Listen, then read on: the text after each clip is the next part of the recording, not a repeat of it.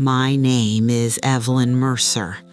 I am 91 years old, and I have been carrying something for 6 years that I have never once said out loud, not to my children, not to my pastor, not to my closest friend of 40 years, nobody until today. My husband, Gerald, died on a Tuesday morning in April of 2019. He was 93 years old. We had been married for 61 years. I was holding his hand when he went. I had been sitting in that chair beside his hospital bed for 4 days straight, barely sleeping, barely eating, just sitting. Because after 61 years, you do not leave, you stay. Whatever it costs you, you stay. The nurses had told me it would be soon. That morning, his breathing changed, slower, further apart. I leaned in close. I held both his hands in mine, and I whispered, "Gerald, I'm here. I'm right here. You can go, sweetheart. It's all right." He opened his eyes one last time. He looked directly at me, and with his last breath, clearly, quietly, without any confusion, he said a name. It was not my name. "I need you to stay with me because I know what you are thinking right now. And I promise you, this story is not what you think it is yet. The part that undid me completely is still coming." Gerald Raymond Mercer and I met in the summer of 1957 in Dayton, Ohio. 4th of July picnic at Eastwood Park on the river. The whole city in one place, air smelling like charcoal and cut grass and summer and possibility. He was standing near the lemonade table, arguing about the Cincinnati Reds with his friend Dale, with such complete certainty that I actually stopped walking just to watch him. He was tall, dark hair, the kind of man who takes up exactly the right amount of space in a room, confident without being loud about it. He noticed me watching. He walked straight over, no hesitation. He said, "I'm Gerald Mercer, and I think you should let me get you some lemonade." Not a question, just Gerald. I said yes. We talked for 3 hours that afternoon about baseball and Ohio and what we each wanted from our lives. He told me he worked at Delco Products and was saving to buy a house. He told me he wanted 3 children and a yard big enough for a garden. He told me he had never once been on an airplane and had no particular desire to change that. He was the most straightforward man I had ever met. 3 months later, he called me on a Thursday evening and said he needed to see me. I thought something was wrong. He picked me up, drove me to the Woolworths on 5th Street, where we had our first lunch together, parked in that parking lot, turned off the engine, and said, "Evelyn, I have made up my mind about you. I'd like you to be my wife." Not a question, just Gerald. I said yes. We married in November 1957 at First Lutheran Church on Wayne Avenue. 40 people. My mother made the cake herself. Gerald stood at that altar, and when I walked through those doors, he cried. He denied it for the next 61 years, but he did. I saw him. We built our life the way people built lives back then, slowly, carefully, together. Gerald worked at Delco Products for 38 years, manufacturing parts, honest work, the kind that brought him home every night smelling like metal and effort. He never once complained about that job, not in 38 years. I raised our children, Carol in 1959, Thomas in 1961, Diane in 1965.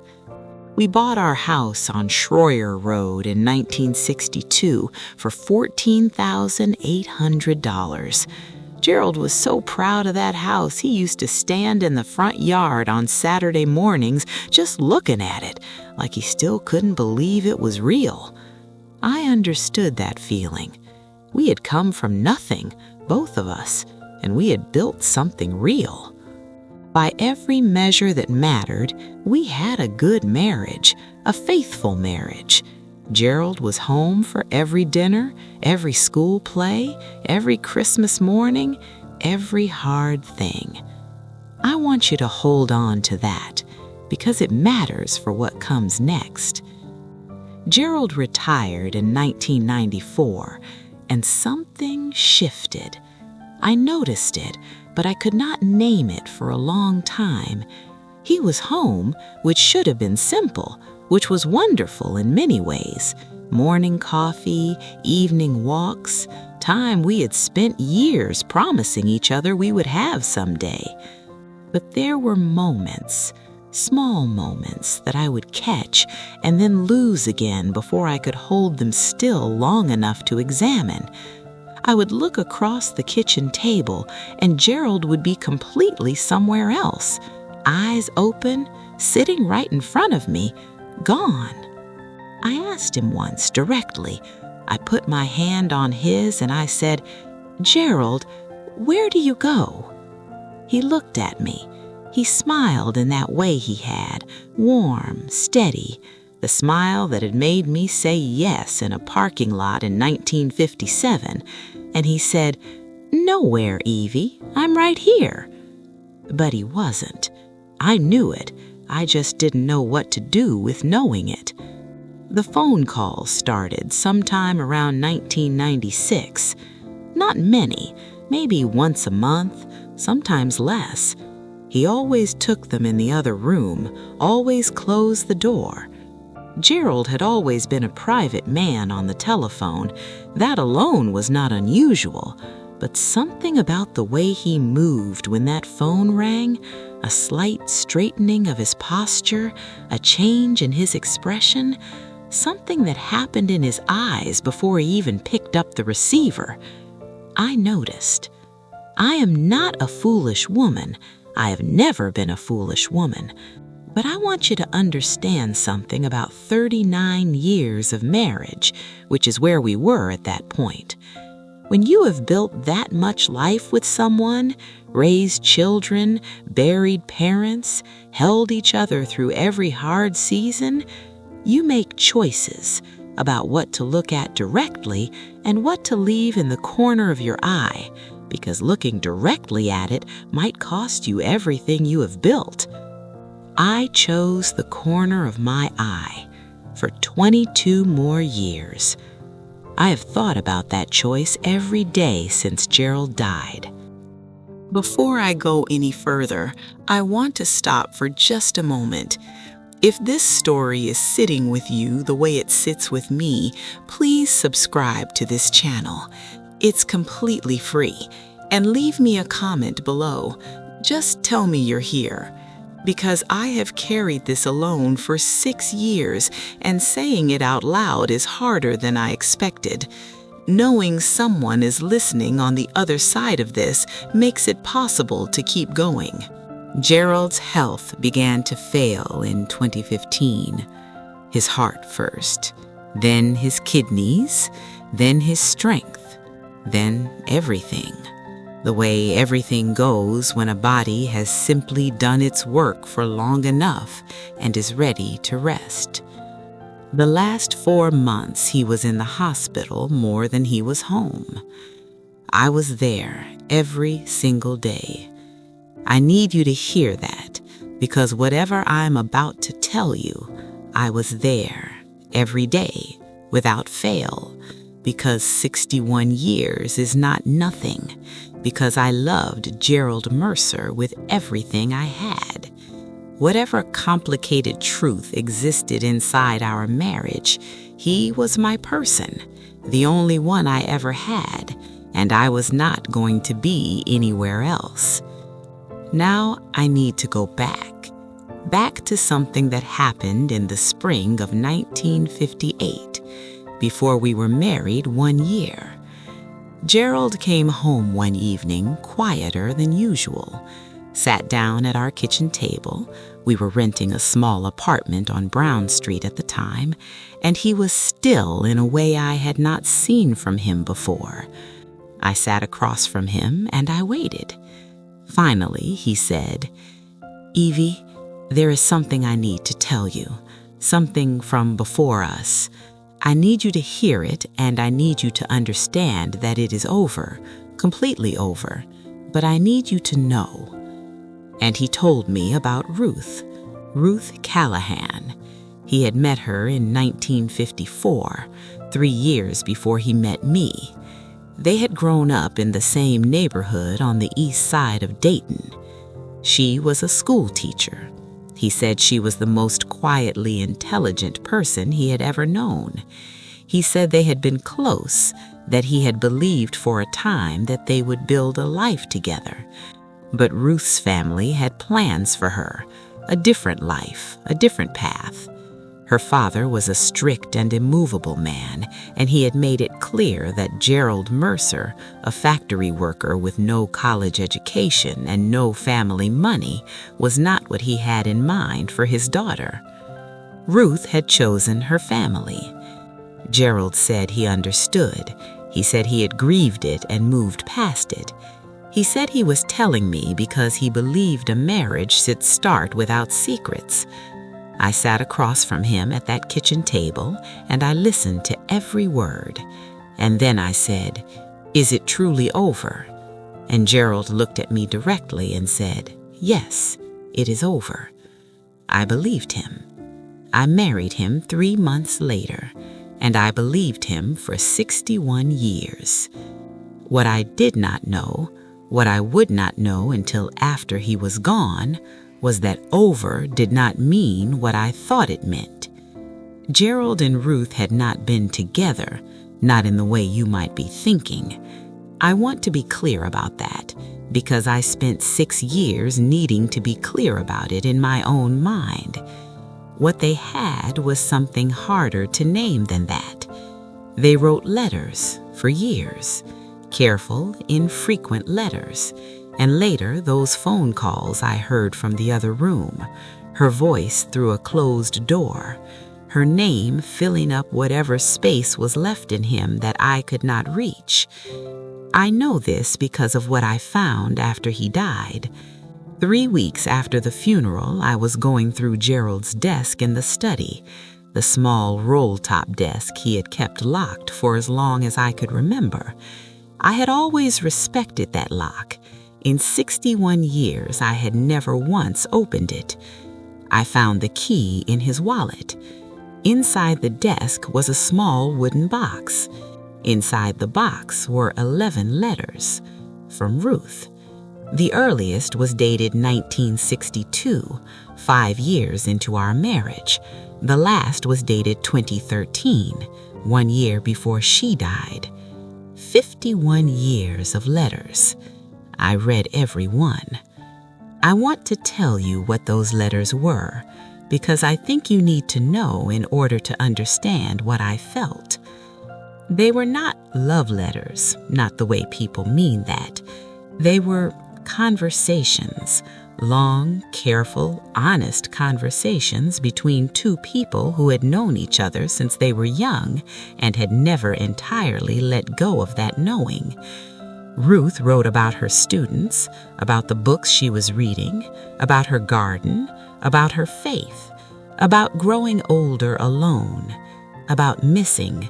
She never said missing him exactly, but it was there in everything she wrote, missing a life that had taken a different shape than she had once imagined. Gerald's letters were not in the box. I do not know if she kept them or destroyed them. But I could feel him in the spaces between her words. I could feel him writing back, carefully, faithfully, in the same way he did everything. And in her final letter, written in 2013, her handwriting shaky with age, she wrote, I have had a good life, Gerald. I want you to know that. A quiet life, but a good one. I have no regrets about the choice I made, but I have never once stopped being grateful that you kept writing. You always were the most faithful man I knew. The most faithful man I knew. She meant it as a kindness. I read it 7 times. I am 91 years old. I have had 6 years to sit with this. 6 years to be angry, and I have been angry, sitting in my kitchen at 2 in the morning with the kind of fury I did not know I still had in me, because I was faithful. I was present. I showed up for 61 years without ever once looking away. And I have had 6 years to think about Ruth Callahan, who taught children for 35 years, who grew a garden, who sang in her church choir, who lived alone in the same city as the man she had loved since she was young, who wrote careful letters for 51 years, who died in 2014 without ever telling anyone, as far as I know, about any of it.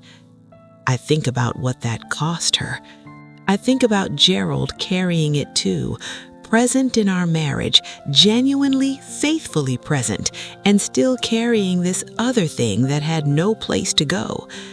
I think about the 4th of July picnic in 1957, the lemonade table, the way he walked straight toward me. I wonder if he was trying, even then, to choose forward. I think he was. I think he chose me. Every day for 61 years, he chose me. And I think he also never fully let go of her. And I have had to decide what to do with both of those things being true at the same time. I have not told my children. Carol is 65 years old. She adored her father. Thomas is 63. Diane is 59. They lost him. They are still grieving. They carry Gerald the way children carry a parent they loved, as something solid, something sure. I have thought about what I would be giving them by telling them this. I am still not sure the answer is anything good. In my bedside drawer, there is a letter. I wrote it 8 months ago, all 3 of their names on the envelope. It says everything I have told you today. I have not given it to them. I add to it sometimes, late at night when the house is quiet and Gerald feels both very far away and very close. I do not know if I ever will give it to them. That is the honest answer. I do not know. What I do know is this: Gerald Raymond Mercer was a real man. Not a simple one, not a perfect one, but a real one, which I have come to believe is rarer and more valuable than either of those other things. He was at every dinner, every school play, every hard season. He held my hand when my mother died, and when Carol had her miscarriage, and when Thomas lost his job, and every other time the floor dropped out from under our family. He was there. He also carried something private and unresolved for his entire adult life that he never fully shared with me. Both of those things are true, and I have had to learn at 91 years old, which is perhaps later than I should have, that loving someone does not mean knowing every room in them. Some rooms stay closed, in every person, in every marriage. His last word was not my name. And I have made my peace with that. Not because it doesn't still find me sometimes at 2 in the morning. It does. But because 61 years of a real life with a real man who showed up every single day, that is not nothing. That is everything. And I am not going to let one word, even that word, take it from me. If you are carrying something heavy today, something you have never said out loud, something you have kept in the corner of your eye because looking at it directly felt like too much, I want you to know that you are not alone. We all carry more than people see, and sometimes, just sometimes, saying it out loud to someone who will listen is enough to make it just a little bit lighter. I hope this was that for you today. It was for me.